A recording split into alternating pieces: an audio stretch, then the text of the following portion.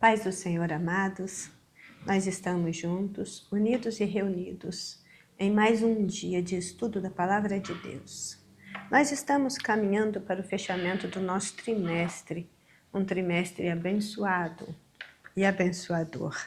Estamos terminando esta revista, as lições desta revista, que nos trazem esse conteúdo de grande relevância: Jesus Cristo, Filho de Deus, a verdade que transforma, milagres, ensinamentos e a promessa da vida eterna no Evangelho de João. E hoje chegamos à nossa lição de número 12. Estamos às portas mesmo de concluir esse trimestre. Nossa lição hoje é a redenção em Cristo, o sacrifício vicário do Filho de Deus. Vicário é o mesmo que substitutivo. Então, a redenção em Cristo, o sacrifício substitutivo do Filho de Deus. O texto áureo diz: disse-lhe Jesus, eu sou o caminho e a verdade e a vida. Ninguém vem ao Pai senão por mim. João 14:6. E a verdade aplicada diz: fé, arrependimento e perseverança são as condições para desfrutarmos das bênçãos da gloriosa e perfeita obra de redenção consumada por Jesus Cristo.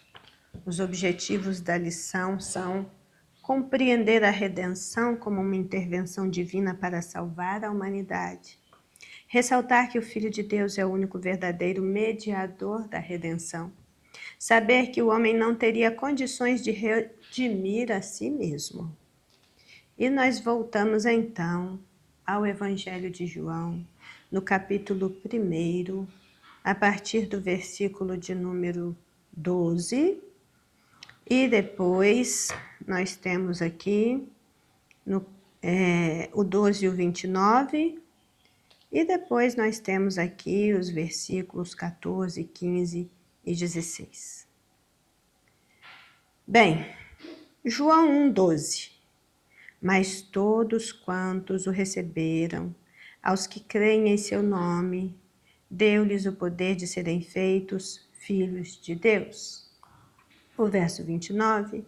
No dia seguinte, João viu a Jesus que vinha para ele e disse: eis o Cordeiro de Deus que tira o pecado do mundo. Em João, no capítulo 3, nos versos 14, 15 e 16, nós lemos: e como Moisés levantou a serpente no deserto, assim importa que o Filho do Homem seja levantado, para que todo aquele que nele crê não pereça, mas tenha a vida eterna. Porque Deus amou o mundo de tal maneira que deu o seu Filho unigênito, para que todo aquele que nele crê não pereça, mas tenha a vida eterna. Diante desta leitura inicial, eu convido você a fazer comigo uma oração para entregarmos ao Senhor a explanação desse texto que nós temos aqui diante de nós. Oremos. Senhor nosso Deus, nosso Pai, Criador, Senhor, Salvador, Deus das nossas vidas, Pastor das nossas almas, que será o nosso Deus até o fim dos nossos dias, o nosso guia até a morte. Nós estamos diante do Senhor nesta manhã para reconhecer o sacrifício substitutivo do seu Filho ali na cruz do Calvário.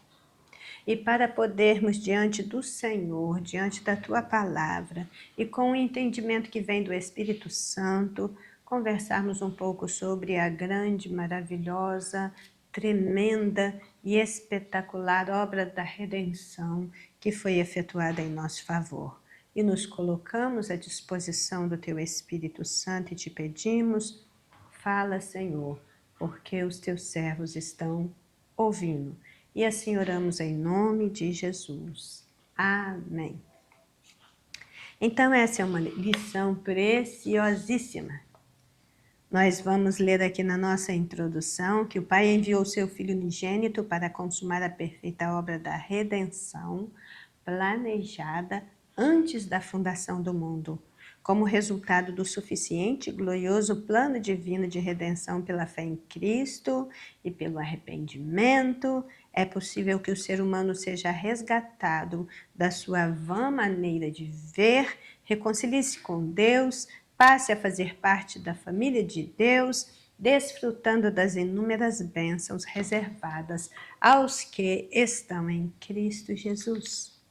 Por definição de termos, nós começamos a olhar para essa palavra redenção e nós vamos encontrar aí, até mesmo no dicionário secular, onde ele define o termo redentor, como é aquele que redime, o redimidor. Então, redenção é também o mesmo que salvação, porque o Redentor é o Salvador, e é sobre isso, como foi efetuada a nossa salvação na pessoa de Jesus Cristo, naquele momento que ele entregou a sua vida na morte, naquele Calvário. Nós temos aí o sentido original da palavra redentor, que é o de cumprir o papel de resgatador, redimindo. No caso bíblico do Antigo Testamento, essa palavra redentor era empregada para o parente remidor, aquele que levaria sobre si a responsabilidade de redimir a família, de devolver os bens da família, de trabalhar em prol da família, para que a família fosse salva de alguma calamidade, para que a família pudesse estar em condições de prosseguir com a sua vida dentro do mínimo de normalidade. Esse Goel, ou parente remidor, é o que está mais próximo aí dos termos que nós usamos para redentor. No Novo Testamento são usados basicamente 3 termos para a palavra redenção, que é lio, sozo e riomai. E eles estão no sentido de soltar, libertar das cadeias. Redenção também é um processo de libertação através do pagamento de um resgate, salvar, preservar, libertar. Isso aparece mais de 106 vezes no Novo Testamento. E o termo mais comum, reomai, é o mesmo que libertador, que é salvador, e significa livrar de um perigo ameaçador, agudo. Todos nós enfrentamos esse perigo no cotidiano. Perigo de nos perder, perigo de nos corromper, perigo de sermos sugados pelo pecado e transformar a nossa existência em algo reprovável diante de Deus. Mas nós temos uma esperança, a esperança de um Salvador que também nos redime, que nos leva pelo caminho do perdão e da salvação e nos prepara para estar na presença de Deus. Então, o primeiro tópico da nossa lição tem por título A promessa de um Redentor se cumpre. E diz aqui na nossa revista que a vinda do Filho unigênito em forma humana é cumprimento do que já tinha sido anunciado por Deus ainda no Éden, sobre a semente da mulher em Gênesis 3,15. O fato de Jesus ter se feito homem, foi um grande milagre, conforme João 6,29. E como relata João, o Verbo eterno estava com Deus no princípio de todas as coisas. Ele se fez carne e habitou entre nós, ou seja, Jesus já existia antes do princípio. Pensar nisso é muito importante e contemplar esses versículos que foram sugeridos para nós aqui nesse início do tópico primeiro, nós vamos ver que realmente é o conhecimento amplo e aprofundado da palavra de Deus que vai nos dar condição de discernir melhor o que temos diante de nós. Então, nós vamos ver que tudo que Deus fez é perfeito, mas houve uma queda. Criação, queda e redenção são os pilares em que as Sagradas Escrituras se assentam. tudo diz respeito a esses 3 assuntos de base. Por quê? O que nós temos lá no início é uma queda. E com isso, o ser humano se tornou imperfeito, incompleto, vazio, perdido, finito e condenado. Mas com a queda também veio a promessa da redenção da humanidade caída e que, segundo a Bíblia, já estava em andamento desde a fundação do mundo. Que o Cordeiro de Deus que tira o pecado do mundo, ele foi imolado em meio a sofrimentos indizíveis e, uma vez tendo ressuscitado de entre os mortos, venceu a morte e, tanto quanto podemos entender, ele é poderoso para nos livrar da condenação e da morte eterna. Mas ele é muito mais do que isso, porque a nossa mente finita, ela não entende com abrangência total e restrita a obra que foi feita por Deus para nos resgatar da condenação e da morte. Então, antes de ser fiel aos seus servos, Deus é fiel a si mesmo. As promessas de Deus são um compromisso dele consigo mesmo. Ainda que o ser humano mude e abandone os seus compromissos com Deus, por amor à sua glória, não muda em suas promessas. E consta nas suas promessas que Deus criou tudo em perfeição. A queda veio para trazer o mal, a queda veio como resultado da entrada do mal do mundo, a queda fez com que o ser humano estivesse em uma condição caída, terrível e incapaz de sair desta condição. Mas sempre houve promessas divinas também em andamento. Romanos 16:20 diz: e o Deus de paz, em breve, esmagará Satanás debaixo dos vossos pés. Essa é a promessa que vigora desde o Éden. Houve um tentador, houve a entrada do pecado no mundo, houve as consequências da queda, que passou a fazer parte de todo ser humano nascido no planeta desde Adão. Passamos a viver aí o desgaste produzido pela queda e tudo aquilo que ela trouxe como consequência aos seres humanos, mas a promessa persiste. De Gênesis 15, 3:15, nós vemos que da semente da mulher nasceria aquele que estaria trazendo uma resposta a essa situação vil e calamitosa. E Romanos 16:20 confirma: o Deus de paz esmagará em breve Satanás debaixo dos vossos pés. É promessa, faz parte do plano, está em andamento. Ainda não se concretizou, mas vai concretizar. Cada pessoa nesse planeta que aceita Cristo e que é alcançado por esta graça salvadora é alguém que está sendo arrancado das garras de Satanás, que está tendo a sua vida de volta e que está tendo aí, recebendo a oportunidade de zerar a conta e começar de novo e viver em novidade de vida. Isso é redenção, isso é libertação. O grande plano da redenção está descrito aqui no item 1.1 e aqui diz que não havia nenhuma chance da raça humana ser salva porque éramos pecadores fadados à morte eterna. E mais para baixo, ele diz para nós aqui no texto da lição: embora nunca tenha pecado, Jesus suportou a cruz para livrar a humanidade da morte eterna e do poder do pecado, e tudo isso por amor. E então ele cita Isaías 53, 4 e 5, onde nós lemos: verdadeiramente, ele tomou sobre si as nossas enfermidades e as nossas dores levou sobre si.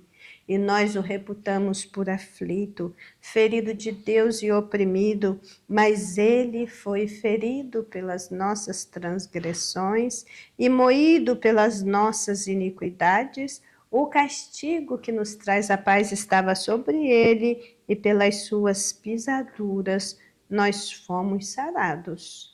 Esse é o plano, o grande plano da redenção. João 1,29 é citado também nesse contexto, onde se lê, no dia seguinte, João viu a Jesus que vinha para ele e diz: Eis o Cordeiro de Deus que tira o pecado do mundo.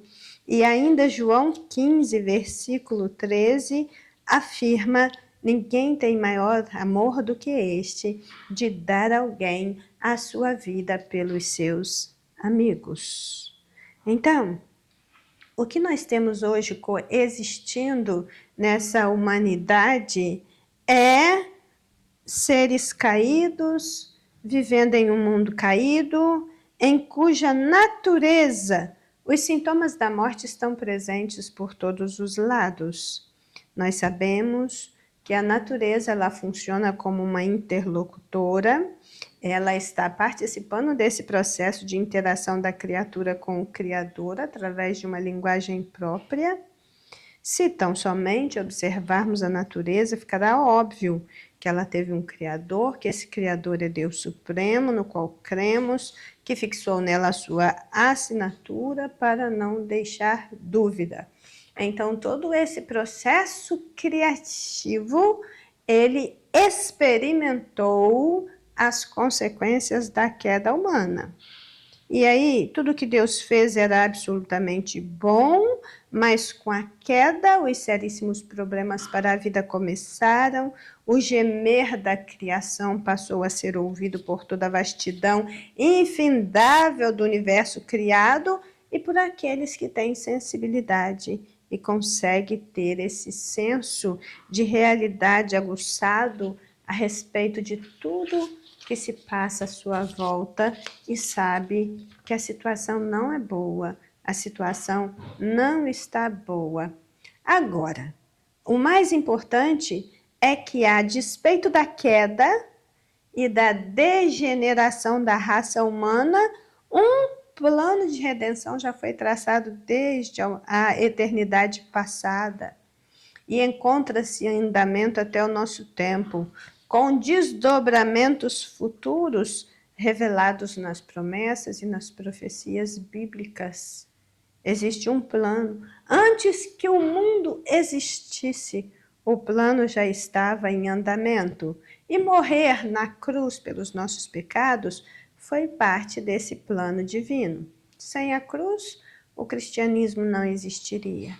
Como também não existiria a sepultura, não existiria o túmulo vazio e, acima de tudo, não aconteceria a ressurreição.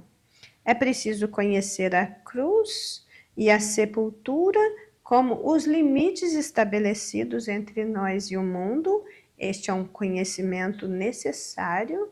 O limite entre eu, você e o mundo, ele passa pela cruz, ele passa pela sepultura, porque uma morte precisa acontecer.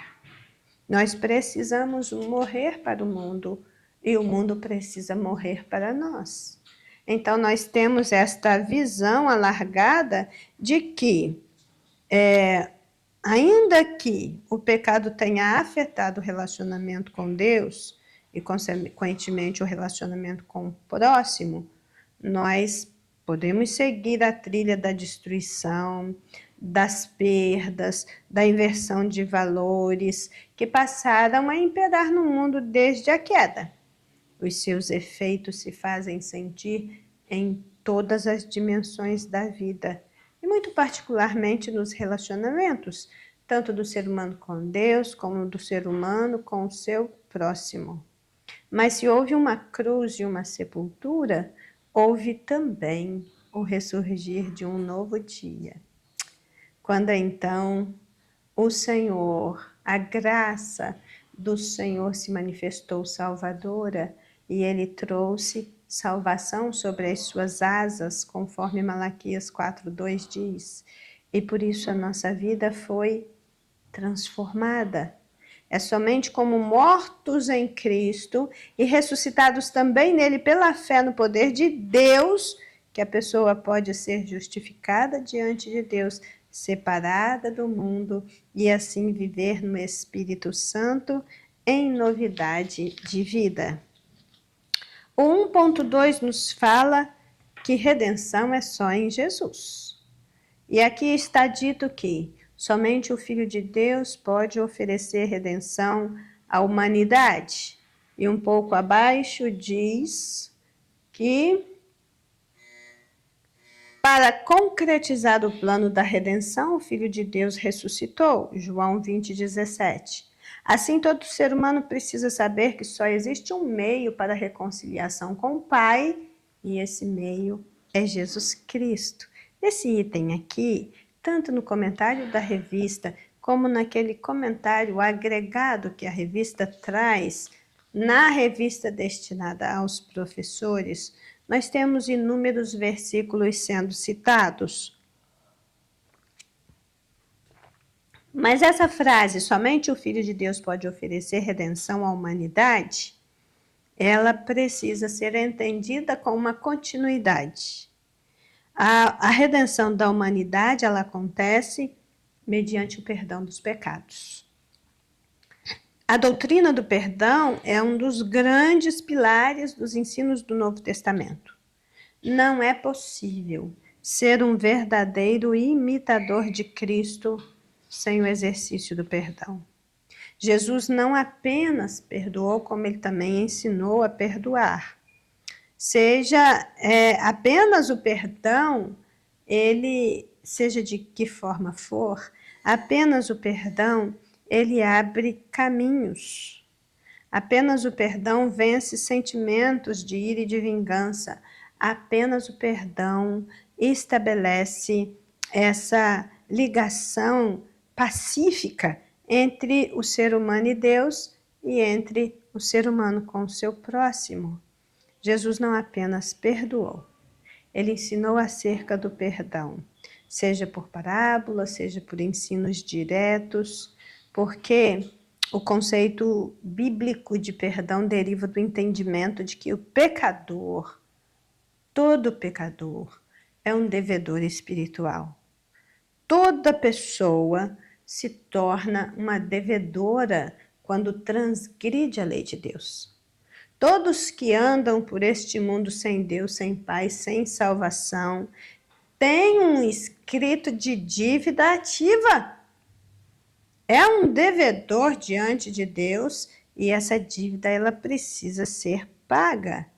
Deus nos tem perdoado em Cristo uma multidão de pecados pelos quais jamais poderíamos pagar para satisfazer a justiça da santidade divina. Mas assim como ele nos perdoou em Cristo, pagando a nossa dívida, como diz a carta de Paulo aos Colossenses, no capítulo 2, tirando da mão do adversário o escrito de dívida que estava lá por causa das ordenanças da lei, que o ser humano não dá conta de cumprir. Então você tem ali aquela nota promissória na mão do advogado que nos acusa, ele é o acusador que nos acusa de dia e de noite, incita o pecado, leva a pessoa para caminhos de pecado e ele mesmo vai atrás acusando esta pessoa de dia e de noite. Mas quando nós chegamos aí, como eu costumo falar, né, do lado celestial da cruz, quando nós temos esta visão do lado celestial da cruz, somos tocados pela mensagem da cruz, transformados por tudo aquilo que aconteceu ali naquele madeiro, então o adversário perde toda a sua força sobre a nossa existência, porque ali a nossa dívida é perdoada e ela é paga por Cristo e o seu sacrifício substitutivo. Então, redenção realmente é só em Jesus, em nenhum outro. Ninguém tem esse poder de nos redimir a ponto de estarmos salvos e aptos para o céu. Somente Jesus pode fazer isso? O 1.3 fala desta obra redentora e diz que na cruz, Jesus Cristo consumou a sua admirável obra de redenção. E, assim, nós vamos ver que essa obra é o embasamento da salvação e da mediação entre Deus e a humanidade, sendo essencial para a fé cristã. Por isso, como discípulo de Cristo, ele nos enviou ao mundo para que toda criatura saiba e creia que por Jesus Cristo é possível a reconciliação do Pai e um viver como nova criatura. Então vejamos aqui algum comentário a respeito desse ponto que fala para nós a respeito desta obra redentora que foi efetuada no nosso lugar. Assim como nos itens anteriores, tanto no texto da revista do aluno quanto no texto da revista do professor, nós temos uma quantidade significativa de versículos bíblicos que precisam ser lidos. Então, você que tem a sua revista, abra a sua revista, pegue essa sequência de versículos bíblicos e leiam, porque ele é a base de tudo aquilo que nós estamos discorrendo aqui. Então, dentro desse item que fala da obra redentora, nós temos aqui alguns desses versículos elencados. João 17, 20, João 20, de 6 a 8, Hebreus 2, 14 e 15, 1 Pedro 2, 24 a 25, 1 Pedro 3, 18. São versículos essenciais para entendermos a obra redentora com um pouco mais da visão bíblica do assunto. A obra redentora de Cristo, ela foi total, ela foi completa, ela foi decisiva, ela foi definitiva, mas acima de tudo, ela foi suficiente. Observe o que diz Hebreus, capítulo 2, versos 14 e 15. E visto como os filhos participam da carne e do sangue, também ele participou das mesmas coisas, para que pela morte aniquilasse o que tinha o império da morte, isso é, o diabo.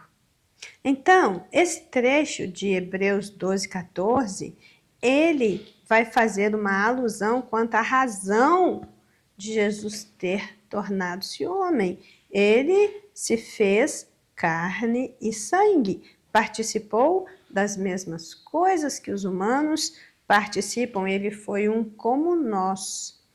E isso teve um motivo. Tendo isso de fato se concretizado na vida de Cristo, tendo ele sido fiel a Deus até a morte, aquele que tinha o império da morte, o diabo, foi por meio da sua morte aniquilado, livrando todos os que com medo da morte estavam por toda a vida sujeitos à servidão. É ali, quando a obra redentora é consumada, que o império das trevas é aniquilado. É ali que ele venceu principados e potestades. É ali que ele triunfou deles, segundo o texto de Colossenses 2, porque ali estava sendo proclamada a nossa salvação por meio do sangue. Então, nós temos muito a pensar a essa questão, mas Pedro, a leitura dos versículos de Pedro, também vai nos dando esse entendimento a respeito daquilo que foi feito ali por nós. Veja 1 Pedro 2, 24 e 25. Levando ele mesmo em seu corpo os nossos pecados sobre o madeiro, para que, mortos para os pecados, pudéssemos viver para a justiça, e pelas suas feridas fostes sarados, porque erais como ovelhas desgarradas, mas agora tendes voltado ao pastor e bispo da vossa alma.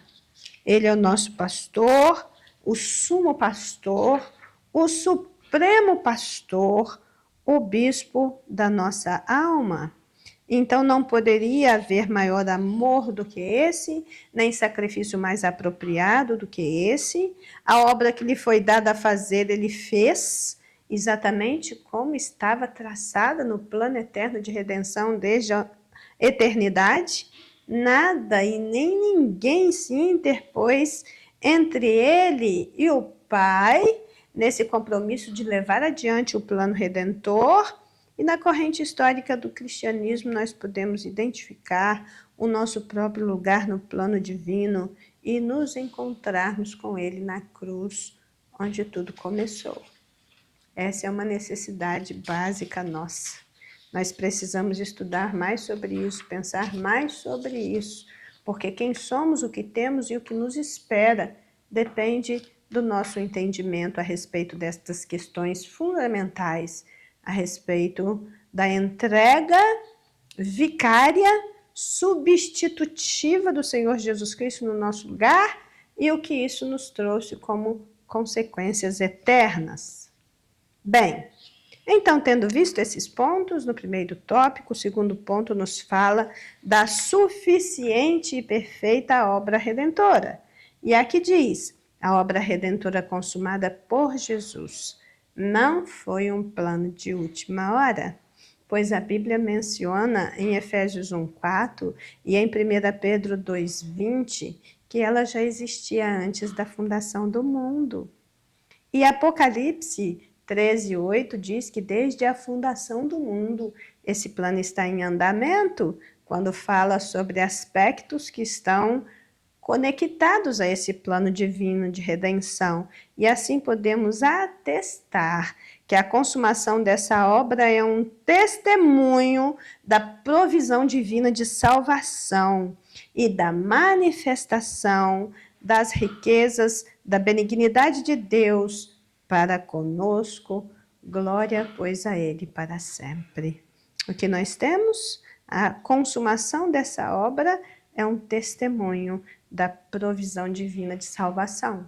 Houve uma queda, mas a provisão divina da salvação já estava garantida, porque Deus nos conhece, conhece a nossa estrutura, sabe que somos pó, mas também somos criaturas suas, criados para o louvor da sua glória, e Ele não nos fez para a destruição. Ele não nos projetou para uma vida de pecado. Ele não nos trouxe à existência para morrer nos nossos pecados e depois ter que usufruir os horrores de uma condenação eterna. Não, ele nos fez para ele, para a glória dele, para vivermos com ele. E nós vamos ver aqui que essa obra redentora, ela foi suficiente, ela foi completa, porque o Calvário não foi um plano B, não foi. O Calvário não foi um acidente de percurso. Tudo que ali aconteceu estava dentro do plano de Deus. E o preço da nossa redenção foi esta obra expiatória do Senhor Jesus Cristo na cruz. A obra redentora de Cristo tornou o ser humano redimido, livre da condenação e da morte eterna, da escravidão do pecado, do mundo e do poder de Satanás. E ainda lhe dá a capacitação para enfrentar a si mesmo, os seus desejos, as concupiscências, a concupiscência da carne, a concupiscência dos olhos e a soberba da vida. Tudo isso é possível de ser enfrentado e de ser passado por cima e de ser libertado pelo poder da obra redentora de Cristo. É fundamental que estejamos seguros quanto à completude e à perfeição dessa obra redentora. Por isso, o escritor aos Hebreus registrou em diferentes porções a obra de Jesus efetuada e consumada por Cristo como perfeita, como eterna, como única. Vou ler apenas Hebreus 7:25, que diz, portanto, pode também salvar perfeitamente os que por ele se chegam a Deus, vivendo para interceder por eles. Existe aí também outros versículos em hebreu muito especial no capítulo de número 9, que nos ajuda nessa compreensão. O 2.1 e o 2.2 eu juntei em um só comentário. Vou fazer aqui a leitura de alguns pontos no 2.1 e no 2.2 e depois nós passamos para um breve comentário único. O 2.1, ele fala sobre a preciosa redenção. A redenção do ser humano provém da infinita graça, da misericórdia e do amor de Deus. O ser humano não tem como avaliar o preço da salvação que nos foi ofertada pelo Pai por meio do sacrifício de Jesus, o nosso Redentor. E a carta aos Hebreus nos revela que o Filho de Deus, pelo seu sangue, entrou no santuário e efetuou uma eterna redenção. O 2.2 fala que o nosso Redentor, o nosso precioso Redentor, que efetuou essa maravilhosa obra da redenção, ele vive, ele está vivo. A Bíblia aponta a morte e ressurreição de Jesus como sua obra de redenção. E aqui se diz que a redenção nos é proporcionada pelo Filho de Deus, que nos faz livres. E João 8,36 vai dizer: se pois o Filho vos libertar, verdadeiramente sereis livres. Então, o que nós temos aqui para pensar a respeito desses dois pontos da preciosa redenção e que o nosso Redentor está vivo, nós vamos ver que o salvo, hoje em Cristo Jesus, ele está morto para o pecado, ele não vive na prática do pecado, ele ainda não está livre do poder do pecado. Isso vai acontecer quando ele tiver um corpo glorificado e que o pecado já tiver sido vencido totalmente por Cristo. Mas o nosso estado de hoje, como salvos em Jesus Cristo, é de libertação. Ou seja, a pena para o pecado foi cancelada, ele está livre do domínio do pecado, conforme diz Romanos 6,14. E esse tipo de morte na vida do cristão acontece quando ele recebe a graça de Cristo, é expiado por ele e no futuro receberá a vida eterna, se ficar firme até o fim, né?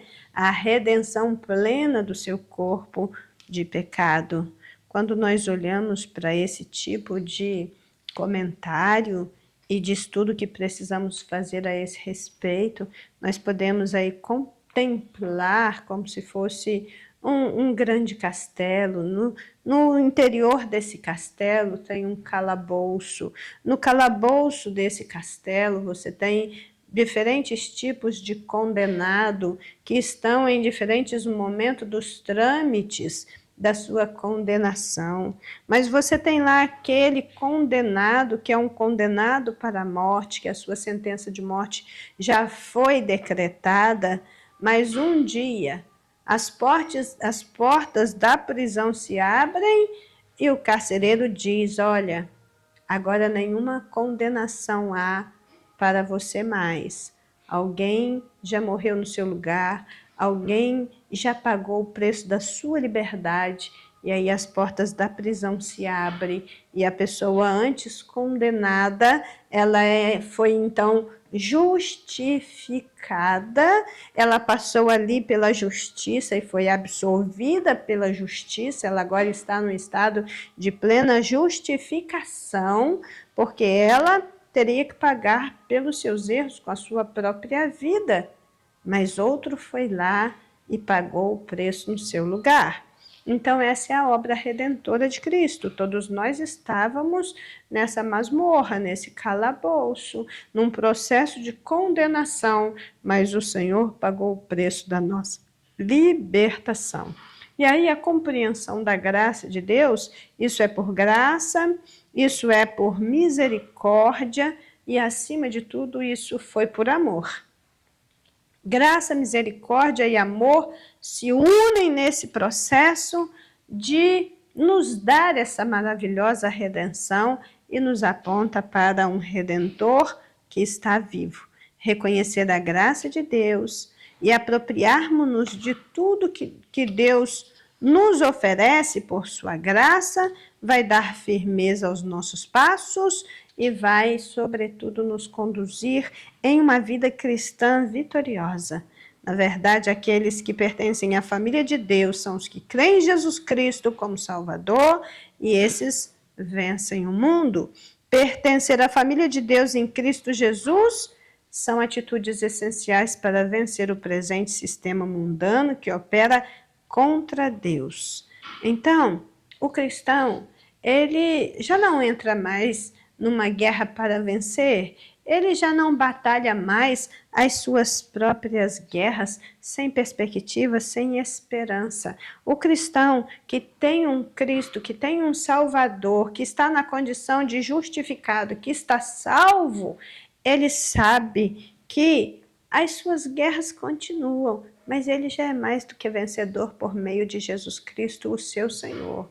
As batalhas desta vida continuam, mas nunca mais ele vai lutá-las sozinho, porque há um Deus no céu, há um Cristo que se ofereceu substitutivamente pela vida dele, há um Espírito Santo residente no íntimo, e toda essa trindade divina é que vai cooperar para que a vida do crente seja uma vida de vitória em vitória, de graça sobre graça, porque é assim que nós vivemos na nossa condição de salvo.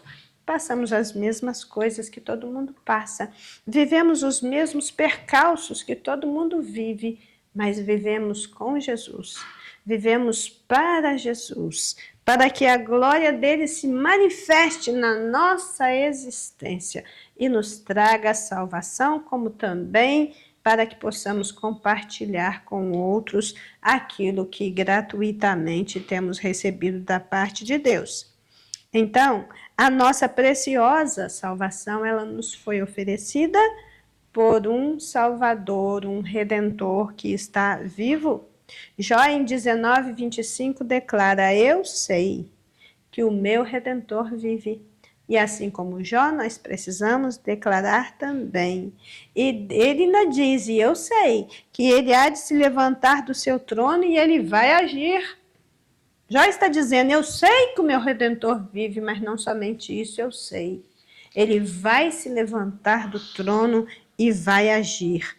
E com isso nós sabemos que nada é para sempre, nem na esfera privada, nem no coletivo. As coisas vão permanecer turbulentas e angustiosas, vão provocar aflições, vão corroer a nossa esperança, até sermos alcançados pela misericórdia divina. E então, tudo se faz novo. Deus sempre tem um novo dia para os seus servos. E mesmo quando eles atravessam a noite escura da alma, que pode ser por um vale de sombra e de morte, ainda assim o Salvador está lá e passa com eles.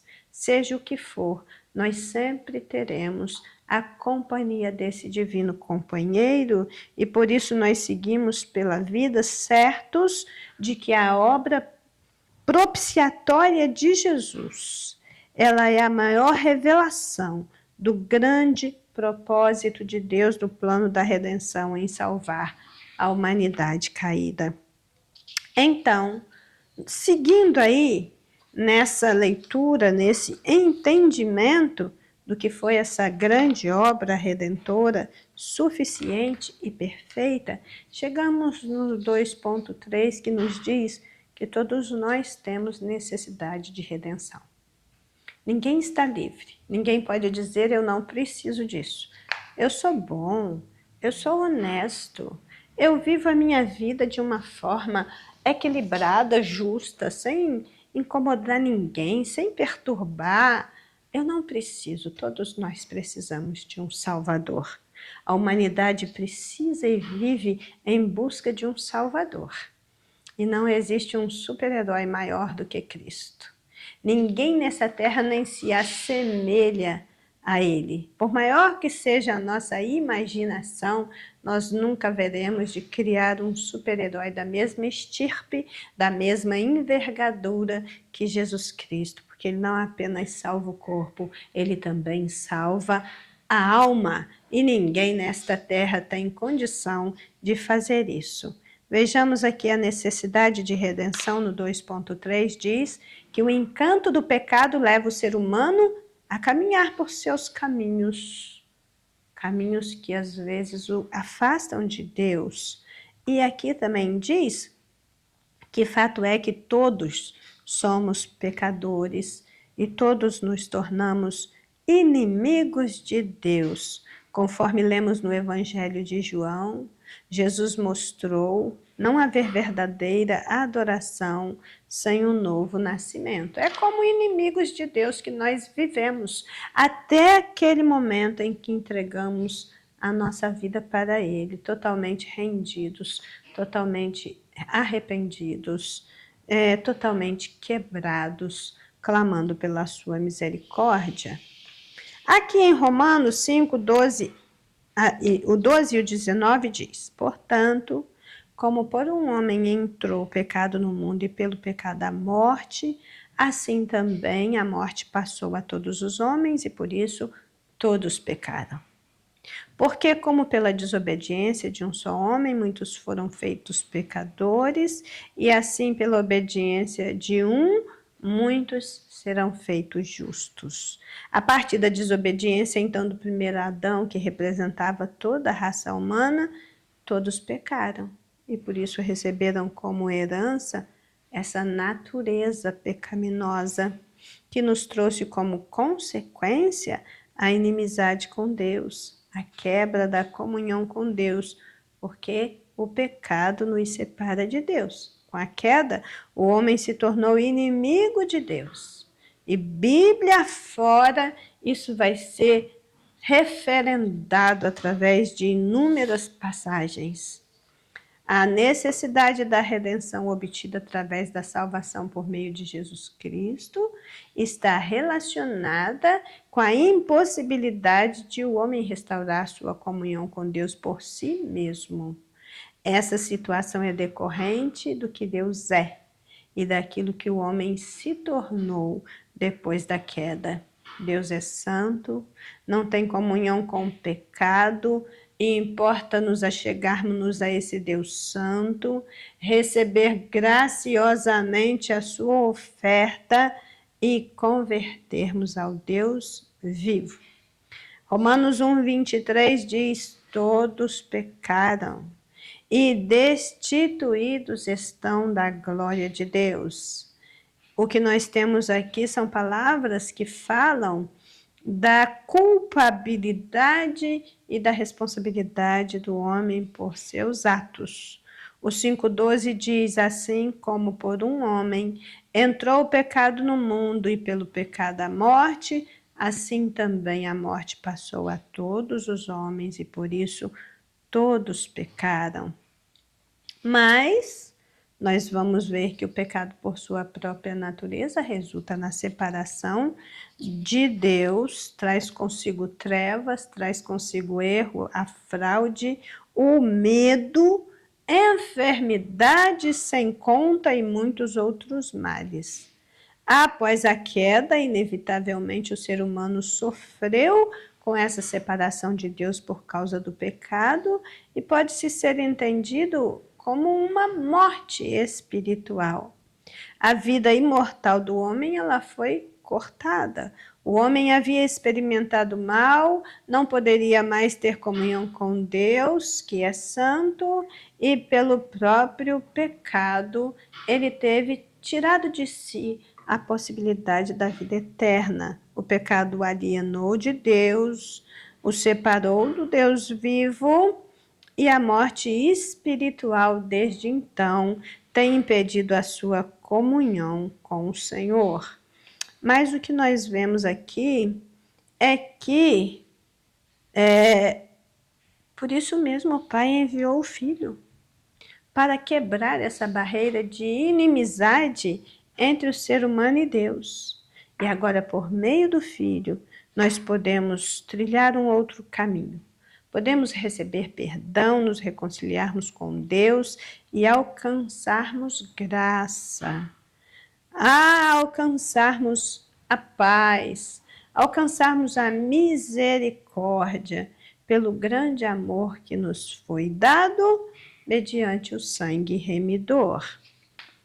E com isso, nós pensamos um pouco aí a respeito dessa gloriosa obra de redenção. Mas o processo de preservação da nossa nova vida recebida de Deus está condicionado também a uma vida de santificação progressiva. Não é? Não existe aquela de uma vez salvo, salvo para sempre.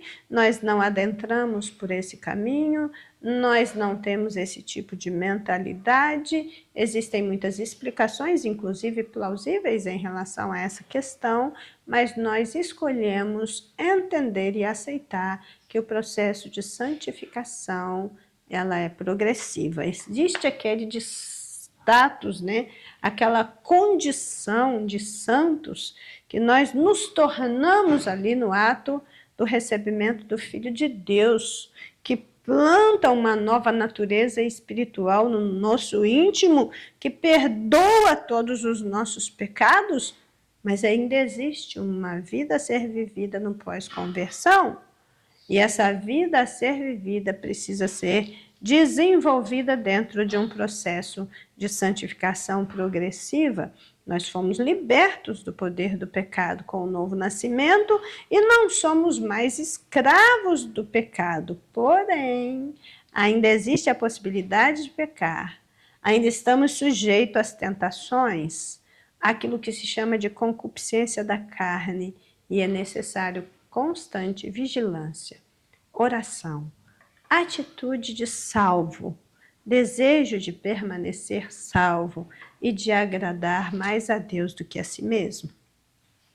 Com isso, chegamos aí ao terceiro e último tópico da nossa lição, que nos apresenta os resultados do plano divino da redenção.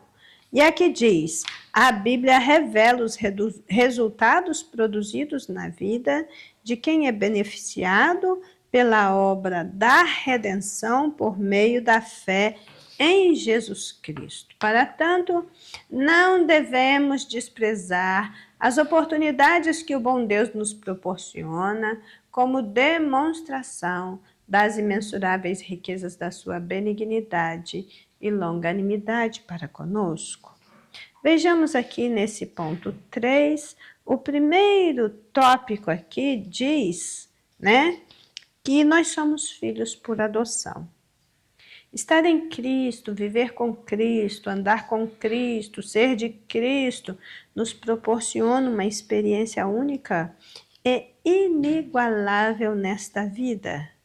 Uma vida redimida abre as portas para experiências abençoadoras nesta terra, com desdobramentos na eternidade. Colossenses 3:4 diz que quando Cristo, que é a nossa vida, se manifestar, então vós também vos manifestareis com ele em glória. E aí a gente começa a pensar em algum desses benefícios poderosos que são alcançados por uma vida redimida, e o primeiro dele é o de nos tornarmos filhos por adoção.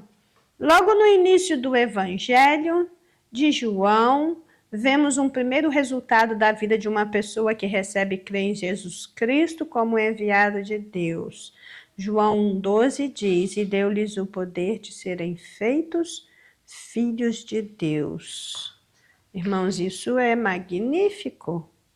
Isso é algo que nós deveríamos nos deter um pouco mais, porque nós não somos salvos apenas nesta vida, nós somos salvos para a eternidade. Nós não somos salvos apenas para poder habitar o céu, mas nós somos salvos para habitar o céu na qualidade de filhos de Deus, adotados por Deus através de Jesus Cristo. Então, todos os benefícios que dizem respeito ao Filho do Pai também passa para nós, porque agora nós seremos co-herdeiros com ele da glória divina. Então, nós nascemos em um corpo natural, viveremos aqui nesse mundo como um corpo natural, mas a Bíblia aplica a expressão filhos de Deus para referir-se a nós não apenas como criaturas criadas nesse tempo para essa vida. E ela aplica essa expressão aos crentes em Jesus. E quando chama de filhos de Deus os crentes em Jesus, ela está distinguindo estas pessoas daqueles que estão afastados de Deus, afirmando um relacionamento que Deus não tem com os demais seres humanos, a menos que eles se convertam. Então, o cristão ele é adotado por Cristo mediante a sua obra redentora. E o que a gente percebe também é que essa adoção como filho só é possível mediante a aceitação de Jesus como seu Salvador e a pessoa passar por todo esse processo de novo nascimento. A adoção é o processo pelo qual a pessoa é aceita em uma família, quando por natureza não tinha direito algum de pertencer a ela. Enquanto a regeneração trata da ressurreição espiritual, onde a pessoa passa da condição de morto para vivo diante de Deus, enquanto que a justificação faz com que esta pessoa, agora vivificada por Cristo, possa apresentar diante de Deus sem culpa. A adoção, ela dá ao renascido o privilégio de fazer parte da família de Deus, o torna filho com todos os direitos que emanam desta condição. A reconciliação efetuada por Jesus Cristo faz com que a pessoa deixe aquele estado de inimigo de Deus, seja adotado por ele e se torne diretamente um filho seu. O 3.2 nos fala da presença do Espírito Santo nesse processo. Aqui diz que um outro resultado da perfeita obra da redenção consumada por Jesus Cristo é o envio do Espírito Santo para estar conosco para sempre. Aqui também um pouco mais abaixo diz que receber a promessa do Espírito está intimamente conectado com a nossa entrada na família de Deus. Recebemos a promessa do Espírito pela fé em Cristo Jesus, como enviado de Deus, para nos remir. Então, vejamos. João 14,16. Eu rogarei ao Pai, Ele vos dará outro Consolador para que fique convosco para sempre. Essa é a promessa. Ela foi cumprida na íntegra. O Cristo ressurreto ascendeu aos céus. E depois que eles, os fiéis daquela época, seguiram a ordenança divina de ficai em Jerusalém até que do alto sejais revestidos de poder, eles puderam então receber o cumprimento desta palavra. Aqui diz, o comentarista afirmou que nem todos recebem o Espírito, somente aqueles que são discípulos de Jesus. Pense nos discípulos de Jesus e no privilégio que eles tiveram. Nenhuma outra criatura nesta terra poderá usufruir destas benesses novamente, de conviver com Jesus no seu tempo de ministério terreno, andar com Ele, ouvir sua voz, vê-lo de perto, ser tocado por Ele, poder levar para Ele as suas mazelas e ser atendido quanto àquilo que pede. Imagine qual deve ter sido a sensação de ter as mãos de Jesus colocadas sobre o seu ombro, caminhar com Ele por aquelas estradas poeirentas, de presenciar, ver os milagres que ele estava realizando. Não dá nem para imaginar o que foi isso. Mas, mesmo privado de algo tão maravilhoso, os discípulos de Cristo de todos os tempos, eles teriam agora a companhia divina permanente no Deus residente, o Espírito Santo Consolador. O Consolador foi enviado conforme o prometido, e a atuação do Espírito Santo na obra da redenção é imprescindível. Como afirma o comentarista, receber a promessa do Espírito está intimamente conectado com a nossa entrada na família de Deus. É muito importante entender o papel do Espírito Santo como um todo, a sua missão, uma vez que é ele nos convence do pecado, da justiça, do juízo e da obra redentora efetuada por Jesus Cristo. Então, tendo esse vislumbre da pessoa do Espírito Santo e do que ele fez nesse processo, nós podemos olhar e ver. O Espírito Santo revela Cristo e nos faz conhecê-lo. O Espírito Santo nos permite alegrarmos-nos e alimentarmos-nos de Cristo. O Espírito Santo toma as decisões de Cristo e nos apresenta. O Espírito Santo, ele é o poder da comunhão, ele é o selo, ele é a testemunha, ele é a garantia, ele é a unção. Então, o Espírito Santo prossegue a sua obra no crente, porque ele é o único autor de todo desejo bom, de toda aspiração santa, de todo afeto puro, de toda experiência divina e de toda convicção sã. Nem todos podem receber do Espírito Santo, somente os discípulos de Cristo, mas os que o recebem sabem que o Espírito Santo atua na obra da redenção, tanto quanto nos concede o ministério da reconciliação. Ele opera em nós e vai operar também através de nós. Só recebeu a promessa do Espírito Santo quem estava no lugar certo, na hora certa, no momento profetizado, no instante prometido e esperado em oração. Nós também recebemos a promessa do Espírito Santo pela fé em Cristo Jesus como enviado de Deus para nos remir. E para tomar posse dela é preciso a justa e poderosa operação do Espírito Santo. E por fim, nós que fomos salvos por Cristo, redimidos por seu sangue, adotados como filhos, e estamos na condição em que estamos pela instrumentalidade do Espírito Santo, também alcançamos paz com Deus e paz de Deus, que é o último item da nossa lição. E aqui diz, outro resultado da ação redentora de Jesus Cristo na vida dos seus discípulos é a paz. É a paz. No sentido metafórico, tranquilidade que surge a partir da reconciliação com Deus, de uma sensação de ter recebido o favor divino. Jesus Cristo é o príncipe da paz e a sua obra de redenção produz paz.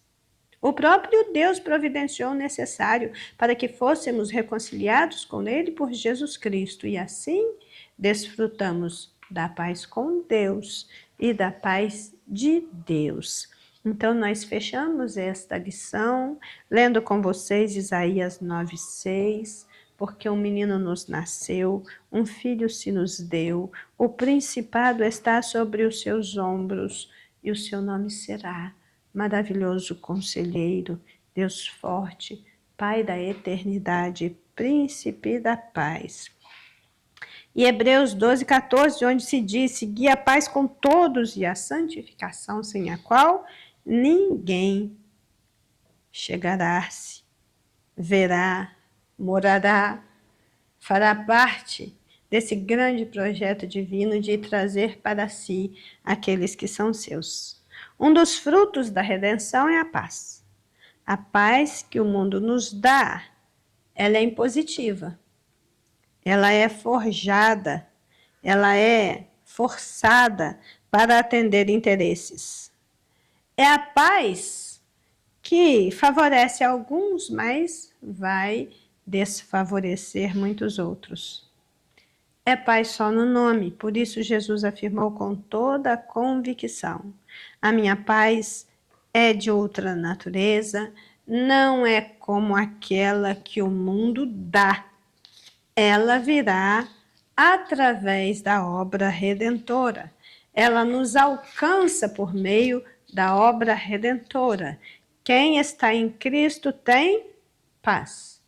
Pode estar tudo caindo ao seu redor, mas você olha para cima, olha para Jesus, para o autor e consumador da tua fé, e você sente paz. E o medo que você vem enfrentando das circunstâncias adversas da vida, ele se esvai. Por quê? Porque a sua certeza está no alto. A sua vitória está em Cristo. Ele prometeu que te daria paz, até mesmo para atravessar dias terríveis e circunstâncias adversas. Nós sabemos, o coração sabe se estamos invadidos pela paz de Cristo ou não. A paz de Cristo que vem de Deus, ela é proporcionada pelo Espírito Santo e ela é inconfundível. E agora, irmãos, para concluir, eu diria que é um risco muito grande nós mantermos na nossa vida alguma situação de indignidade, seja ela qual for, desde aquelas que nós consideramos as mais simples até as grandes infrações, porque nós ficaremos incomodados, desconfortáveis e oprimidos pela ausência de paz, paz de espírito, paz interior. A paz nos escapa. Mas também quando maquiamos situações e nós nos acomodamos com aquelas que nós não deveríamos, e vamos nos tornando algo diferente daquilo que deveríamos ser. Fingir-se de crente e sustentar uma condição de crente nominal é algo muito perigoso. Não só vai tirar a paz de Cristo que excede todo entendimento e que livra os nossos pensamentos e os nossos sentimentos de pensar e sentir mal, como também esse estilo de vida afastado de Deus vai conduzir a pessoa a uma existência atormentada. Se nós estamos na condição de indignos, de impuros, de errados, nós precisamos urgentemente da intervenção divina nas nossas vidas para não permanecermos neste estado.